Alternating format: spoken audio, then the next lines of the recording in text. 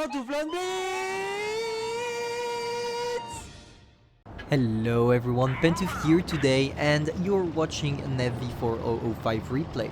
So, why this tank? Because in my opinion, it's one of the hardest tank destroyers to ace in the game.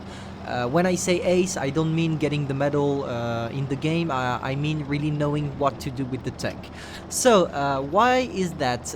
Even if you have a lot of advantages playing this tank, such as, for example, the gun, which is, in my opinion, one of the best gun at tier 10, because it allows you to put more than 1300 HPs on your opponent in these 3 shots. And honestly, the penetration, especially with a PCR, is great, which will allow you, as you can see on the T95 here, to go through most of the plates of your opponents. But this gun has a price, and the price is you don't have any armor. The armor is really something missing on this tank, which means you will have to play it sneaky. Honestly, if you're a new player, I definitely don't recommend to you this tank, because you really need to be an experienced player, in my opinion, to be able to do something with it.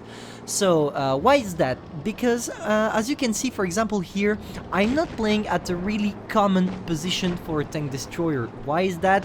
First of all, because I don't like staying in my bush the whole time. Here I would like to move, but I don't need to, because as you can see, all the enemies are in front of me. So basically I'm just unloading my clip, hiding back, and reloading, and then unloading again. But it's really something you can outpass when you're playing this tank, because with the great mobility you have, you will allow yourself to get into strategic positions if you have support. For example, here I'm not in the bush at the top of the mountain on the left or even the right. As you can see, I'm really at the core of the action. I'm really trying to help my mediums by being side by side with them. And honestly, it's working there. I think it's mostly working because, as you can see on the map, they are focused on the middle. I think their TDs are camping behind, which allows me to move around, to take positions, to be able to see enemies and shoot them. And as you can see now, I'm trying to take some more risks here, because I know the T110E4 was waiting there. I'm just afraid because we didn't spot the FV183 yet, and I was afraid to take the shot. And as you can see, I clearly dodged a shot here. I don't know if it was the FV183 or something else, but anyway, if we can not take it, we will not take it. And now something really interesting when you're playing this tank is knowing where to go. Mostly for all the tanks, of course, you're gonna tell me, yeah, Pantoufleee, for all tanks you need to know where to go. Yeah, I understand that, but especially with this one, because some tanks, even if you're not in the right position, they will allow you to do something. With this one, if you are not at the right position, you're gonna get wrecked because you don't have armor.